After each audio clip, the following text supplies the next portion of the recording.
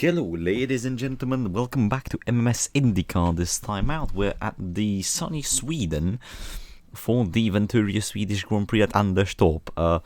Joining me in the comment box today will be Miran. Hello. Good afternoon, or good eftermiddag, should I say.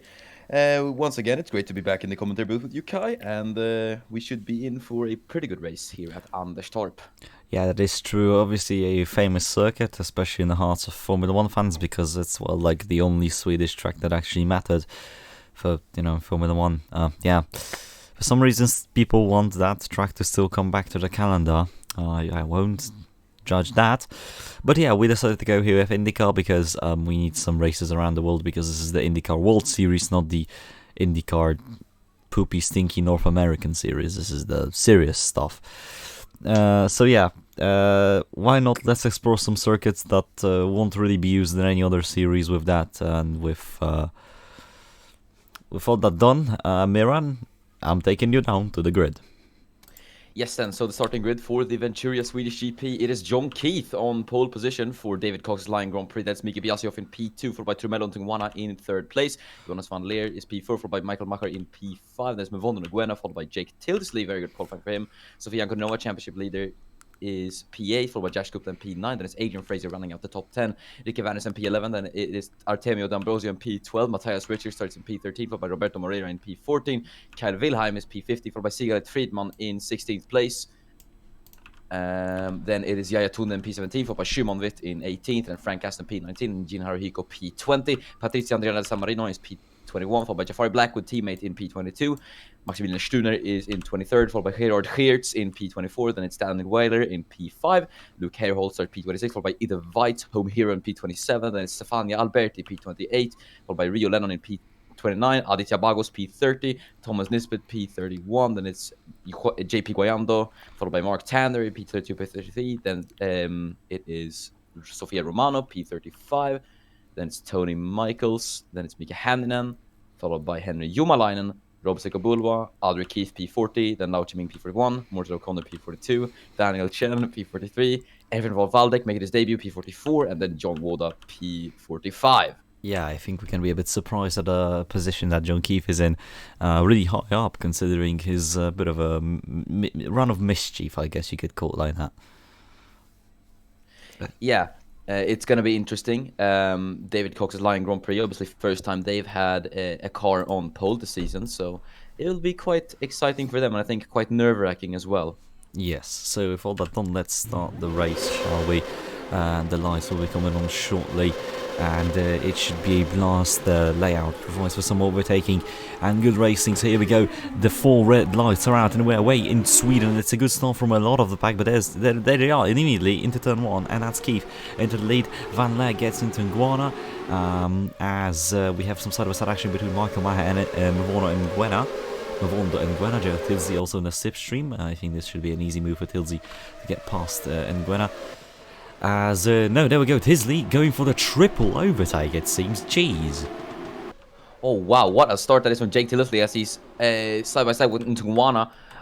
As, yeah, there's a bit of breakdancing going on, but a very good start for Jake Tilsley. You wouldn't expect that from him, being the lead Scuderia Moreira car, but there he is currently in P4, that is, keeping himself very honest, as John Keith, who was able to pull away with the lead into the first few corners, but he has got Biasioff there just behind, and Johannes van Leer, who was able to overtake Ntungwana, who's fallen down a few positions now. He's going to get himself involved into this battle for the lead.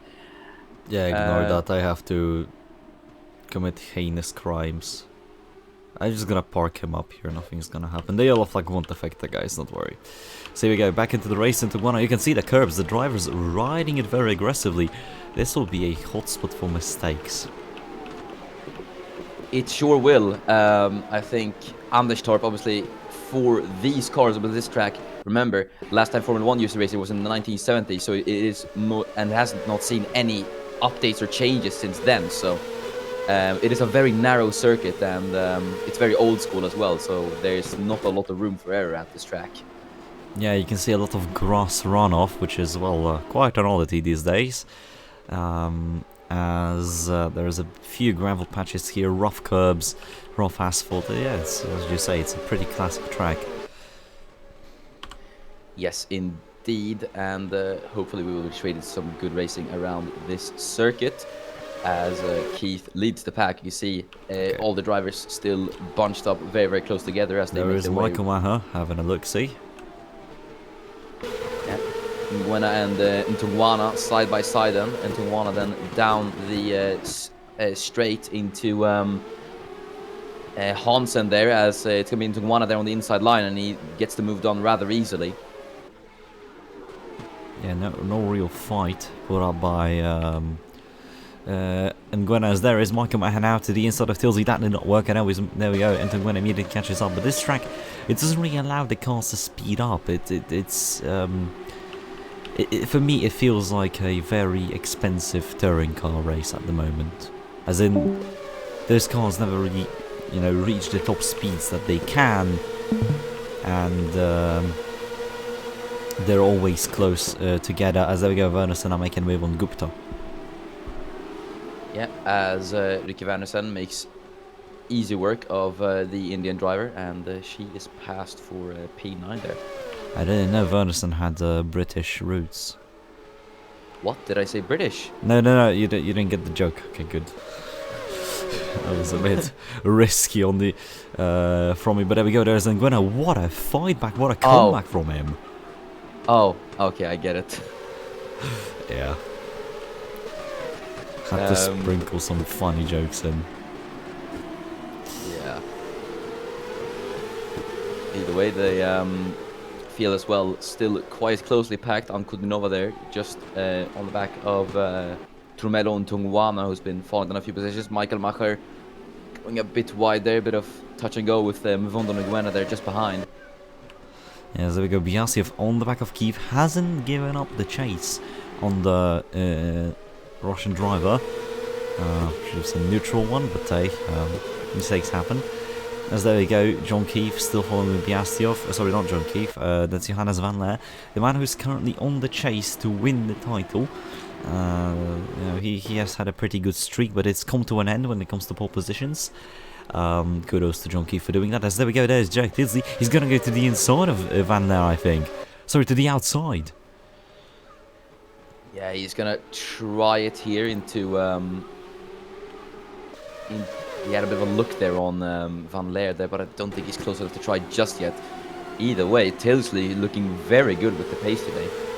Yeah, that is true. Jake finally stepping up his game. He's 14th, which is not bad in a 45-car field. But, his teammates 3rd and 4th in the championship kind of makes you look pale in comparison. So it's good to see Jake, finally picking up that pace and finally getting the results in. But look at that. Look at the aggressive curb riding there. That's what I spoke about. Yeah, I think a bit too much curb, and you might offset the car and set it into a spin, I think. As there is Kyle Wilhelm and Artemio D'Ambrosio. It's kind of triggered a chain reaction. And Nguena is into the pit lane. That's damage. I'm trying to catch him now. Where did the man get damage is my question. We literally took the cameras off of him and he actually gets some action on him. What happened here? That was a way back. Oh, he locks up into the back of Michael Maher. Michael Maher lucky to not have any damage from that, but still not the greatest of news. As here we go, in Biasiev nearly repeats, I think, as he nearly goes in the back of Keith. And the pack is growing. Michael Maher now catches up to the lead pack. And Ntungwana and Kudinova soon will follow that as well. Yeah, Keith is holding that lead, but he's not holding it by much, and he's just kind of backing Biasiev and Van Leer into the other guys at the moment. As we did mention, Ntungwana now catching up, and then we can see Ankudinova into this as well. As there's Michael Maher on the inside of Jake Tilsley into turn 5 Opel there, as Tilsley is going to try to defend a long way around there. And he does also successfully Michael Maher. That was pretty opportunistic from the German there. Yeah, I mean, a track like this, where it's very tight, you really need to take the opportunities you're given, even if they might fail, at least you tried it, which is the important factor here. As here we go, yeah, as I said, Michael Maher tried it. Didn't have the space to do that, but I think he will be making a few more moves on the young Brit in front of him. Yeah, Michael Macher obviously has got that experience. Obviously signed with Ferrari for season 5 of F1, so he's looking in a prime position at the moment. Either way, as we go on board with Michael Macher then, as he's trying to chase down Jake Tildesley. Tildesley moving over on the flight straight there to get Schuel out of the slipstream there. As we can see, Guara now getting a decent ride. I think he might be popping a move to the inside of Michael Maher. Let's see. Yes, he is. It's a swift overtake. He tries to go on Tilsey, but nearly gets his wing chopped off in process, so he lifts off. But it is Guara now in front of the future Ferrari driver. Yeah, good stuff from Turmello there. Nice little overtake on Michael Macher, but I think Michael Macher is going to want to get back at Guara very shortly. Either way, that's, I think, good news for Jake Tildesley at least. Yes, also, at the moment, if the race finished like this, Johannes Van Laer would be your new championship leader. Yeah, he's had a very, very good last few races. I mean, he's taken 2 wins in a row. One at the very hectic Norris round, and then at the Grand Prix of Portland as well. Both of those races took victory from pole, and then he's just scored some decent podiums as well. So, yeah, Anko Dinova now being a bit further back the field than what she would have wanted to be. This is really going to benefit Johannes Van Laer, I think. And there is Fraser though to the inside of Gupta. Gupta getting passed by a few more cars now. Richard thought of it, but there's no way for him to do this, to make the move. As here we go, yeah, Fraser now, not past Gupta just yet, but I believe that Scuderia Moreira car, there we go, has the pace to be in front of the Korsteiner. As we have a battle here, we have an opportunity. That's what I wanted to say from Michael Maher. He takes it and he gets it. He said he will come back, and he did. Yeah, swift little move from Michael Macher there, as Biasio still chasing down John Keith for lead. But as I did say, Michael Macher coming back at Ntungwana, both of those battling is going to cost them, and as I said, it will benefit Tildesley as a whole. So yeah, so we go. That's Ntungwana again onto Michael Maher. Sorry to cut into your commentary, but these two are relentless in their fight today. Yeah, they really are, as Ntungwana wanted to get back at him there, but could not quite succeed with the move into the final corner there. Either way, as we see all of the top 3 here head down the flight straight. No one able to gain any ground on each other just yet. Speaking of Van Laer, you brought up the topic of Formula 1 transfers. Van Laer is going to Onyx. Yeah, finally he makes his return to Formula 1, albeit maybe not with such a high-ranking team that he might have hoped for. Either way, we'll see how he performs in Formula 1.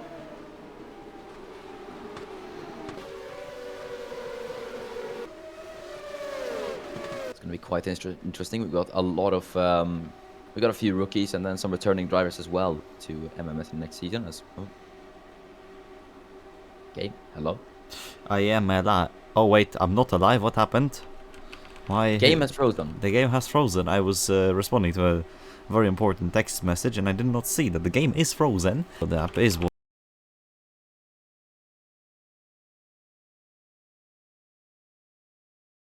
working. Oh, there we go. Way up.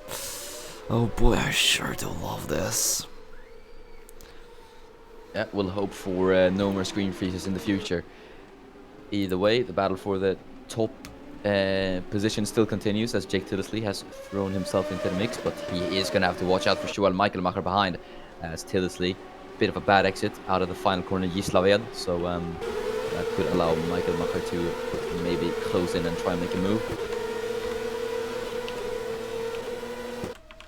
Not much happening, kind of reminiscent of what happened in Vanport. Yeah, it is going to be much more of a strategy race, I believe. So, yeah, I think the person with the right strategy today is going to be the one who comes out victorious. Especially how close the top 3 is at the moment. Tenths can be a make or break situation here in the top 3. Yeah, look at this. If you look at the GUI on the left side of the screen, I believe that is a 18-car train, theoretically.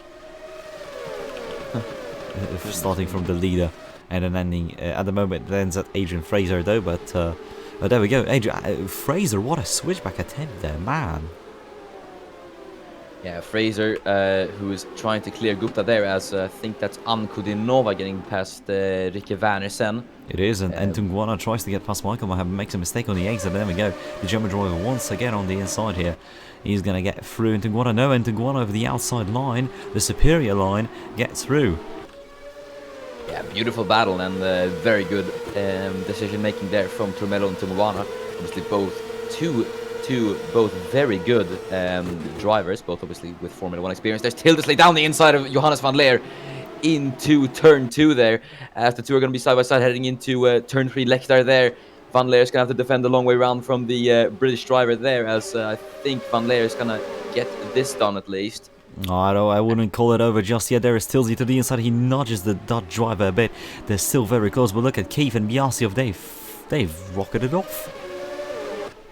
Yeah, it's Tildesley with a bit of a bad exit through turn 4 there. I think Ntunwana was trying to line up alongside the Brit. Either way, Tildesley holds the P4, but it still was a pretty opportunistic move making there from Jake Tildesley. Yeah, but it's still good to see that he has the pace, he has the courage to send those moves.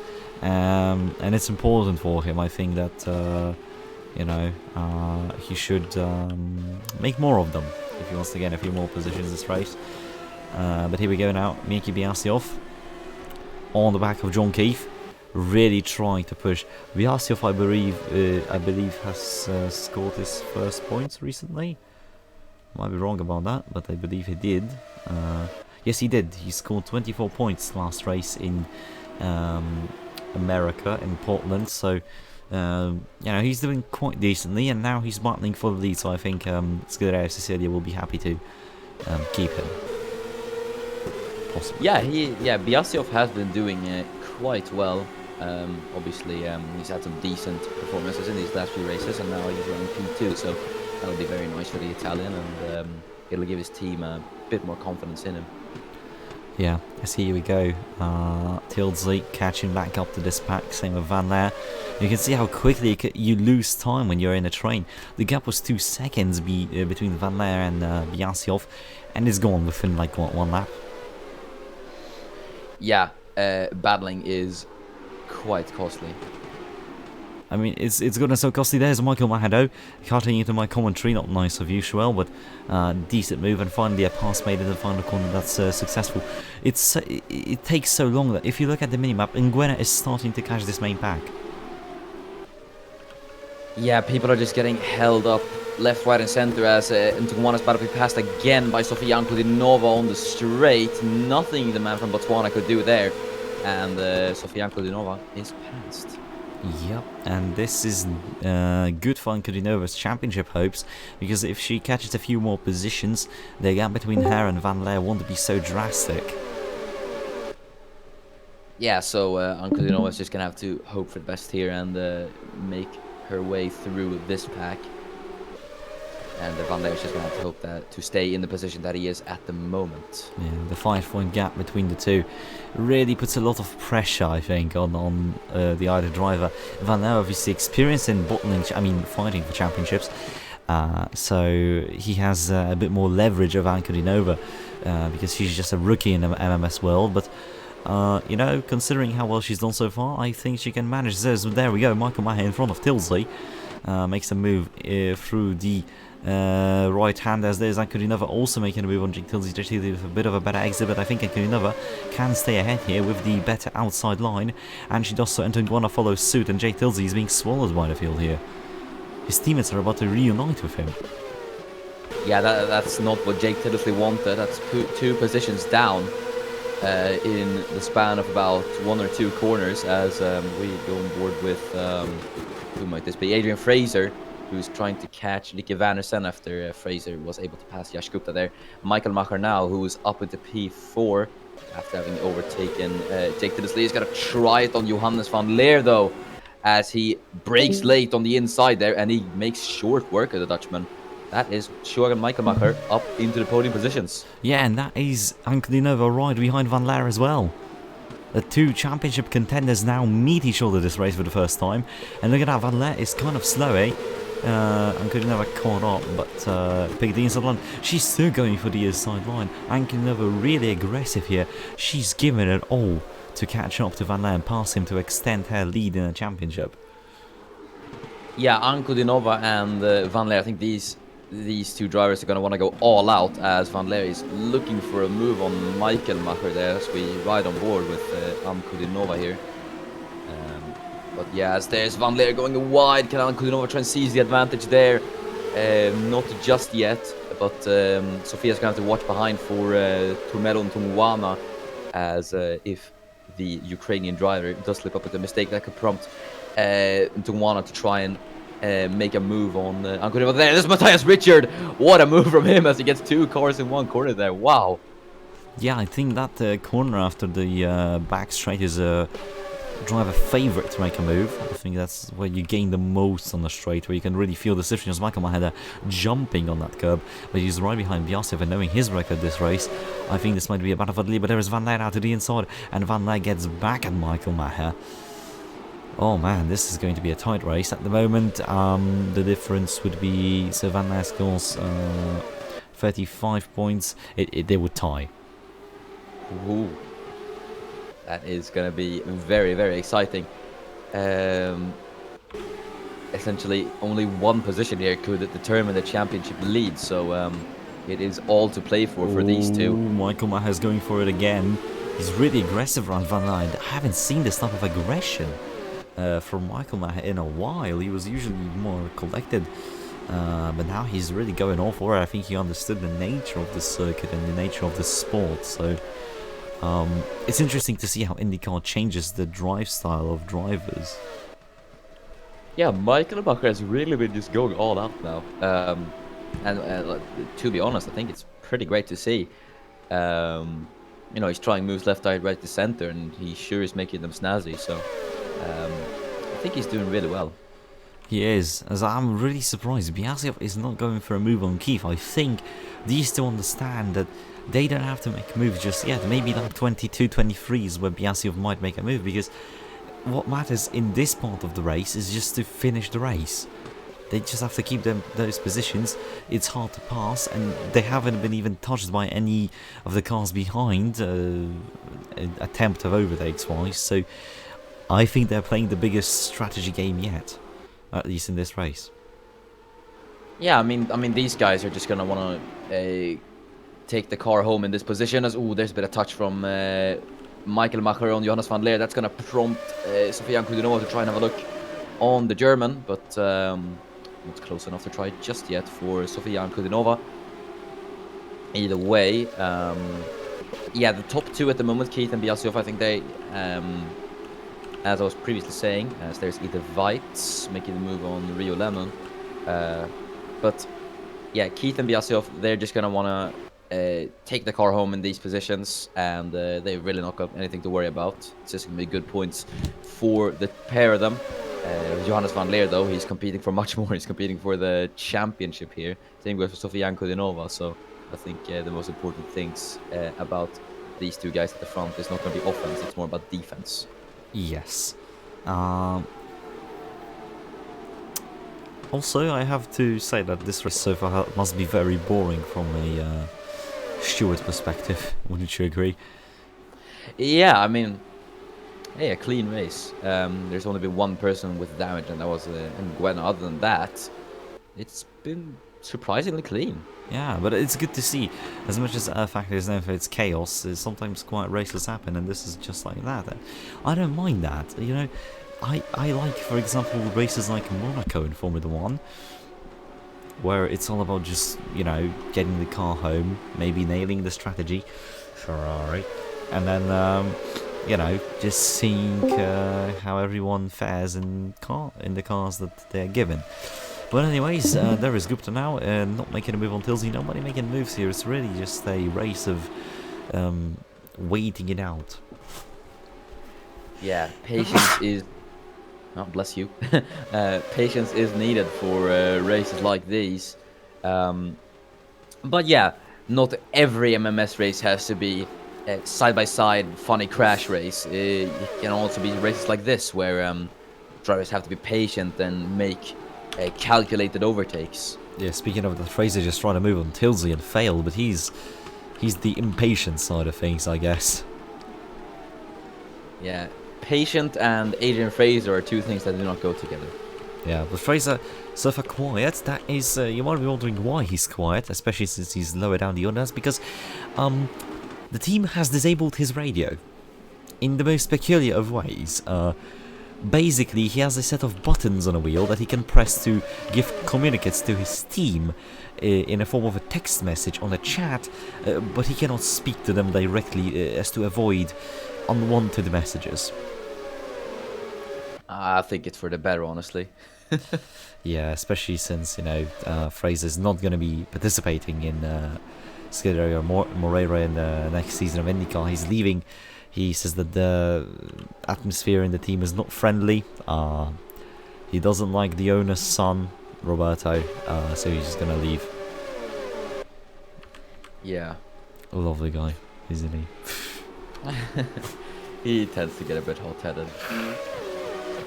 Oh, sorry for that. My nose has been clogged. There's Michael Maher to the inside of Van there. Opportunistic, but unsuccessful. Yeah, Michael Maher not being able to complete that move just yet. That's allowed Sofia Kudinova to catch up to the German a tiny bit more.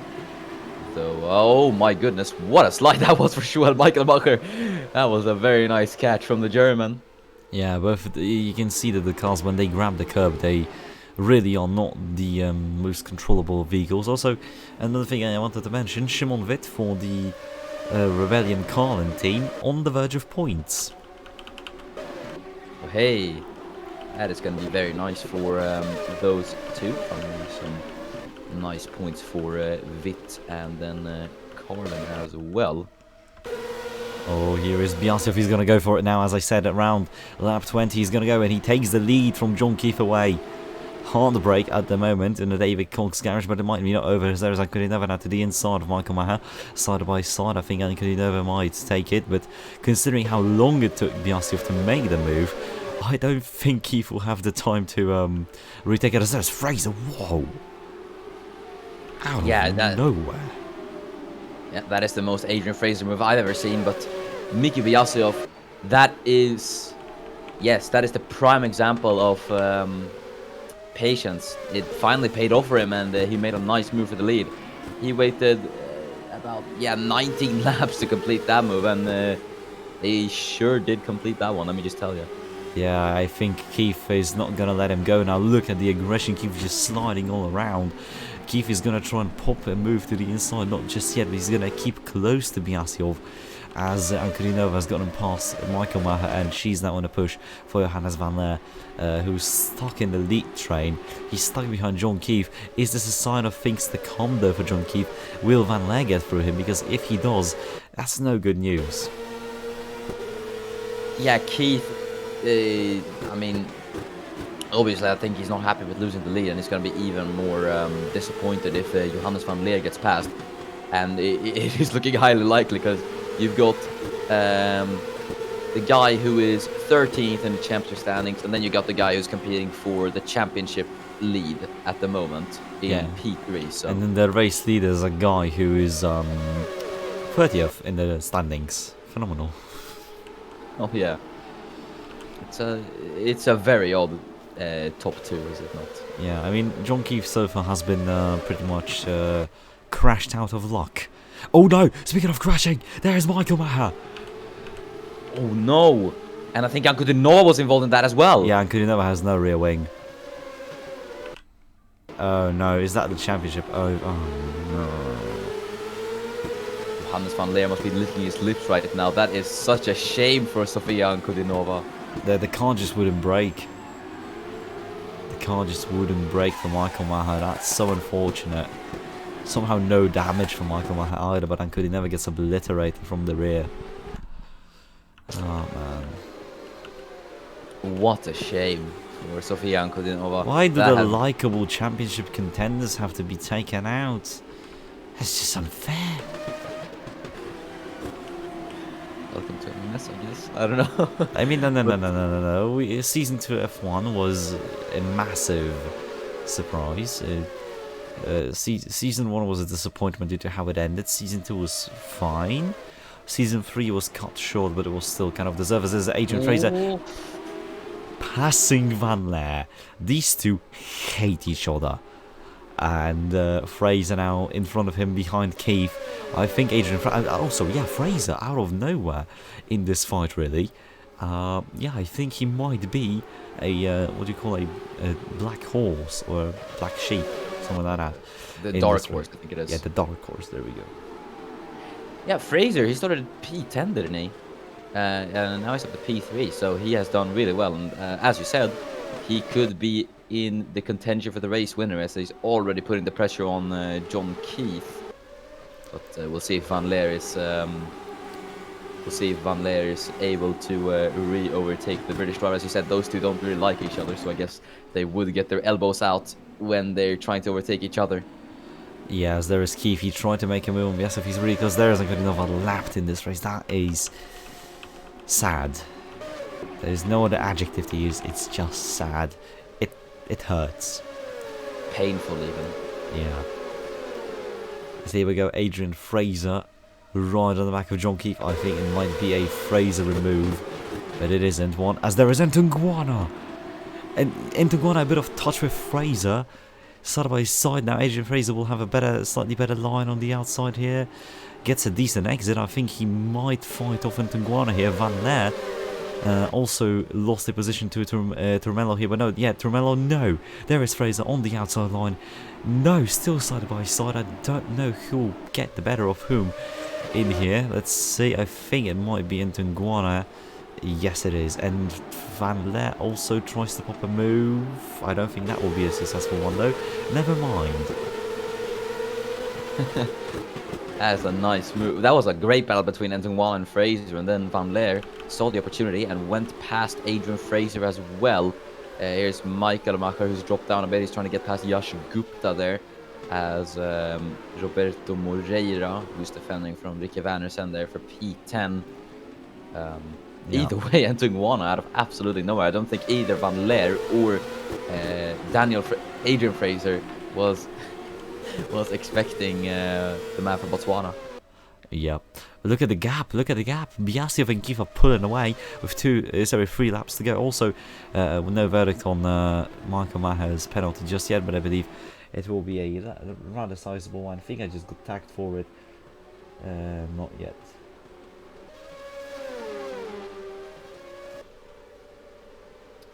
FA stewards might have at least some action today. I don't know. Either way. Yeah, it's a 10-second time penalty for Michael Maher. Yeah, it kind of reminded the stewards now with that little comment. Oh well, it happens. Yeah. As Miki Biasiov, who's built a bit of a gap to John Keith there. Both of them have pulled away from Ntunguana in P3 as they were battling just before, as we said. Battling is costly, and it's allowed the top two to pull away from the Herhold into the back of Gertz. Yeah, luckily no damage for Geerts there. He's gonna come off spot free. Oh, there's you with your funny Swedish words you can pronounce that have the equivalent in Dutch.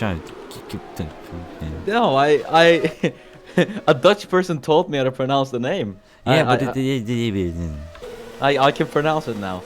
Simon, if you're watching the replay, be proud of me. I mean, I also know how to pronounce it, but I just can't make the noise of my mouth.